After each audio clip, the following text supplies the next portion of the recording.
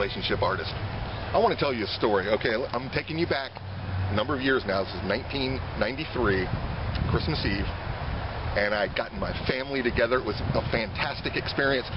It wasn't a family reunion, but you could almost consider it that because of the fact that everyone lived so far away. It was a real bitch to get all these people together, and it was a fantastic experience to finally get my dad and my mom and my sister and all my cousins and nieces all together at this family restaurant. And it was Christmas Eve, and we were having the time of our life. And I had my brand new baby boy. He was just a month old, and everyone was passing him around, and he was crying. Everybody's holding him up and having a good time, and everybody's giving him kisses and everything. It was a fantastic time. It was a memorable time. Memorable because it was the first time that my parents had seen the new baby.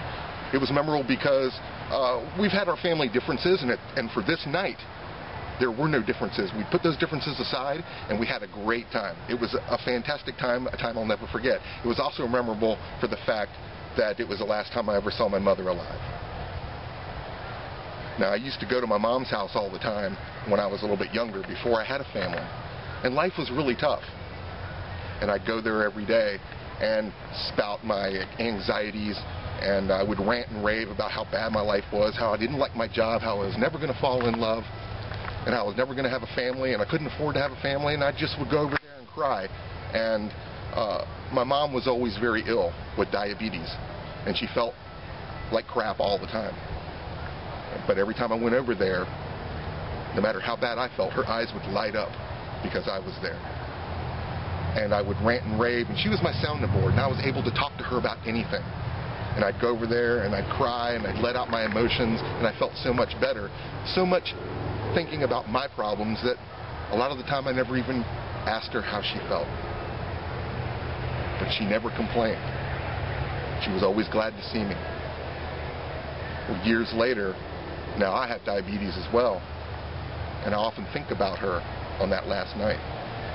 Now my life is a lot better now, and I've pulled a lot of things together, and I make a lot more money, and I have a family now, and I have my son. He's 15 years old, but sometimes I still need to talk to somebody. So my son and I will drive down to that very spot where the last time I ever saw my mom, in that parking lot where she gave my son the first night she saw him a kiss, and it would be the last kiss he ever got from her, and it was the last kiss I ever got. And I stand there on that spot, and I still complain about the things in my life, and she still listens without interruption and never complains back. Do you have somebody in your life that's created a lasting presence like that? Someone that you can still go to after all these years and still talk to? It's so important to remember those places and those moments where something very special took place, something very unique that will never happen again. And to go to that spot and be yourself.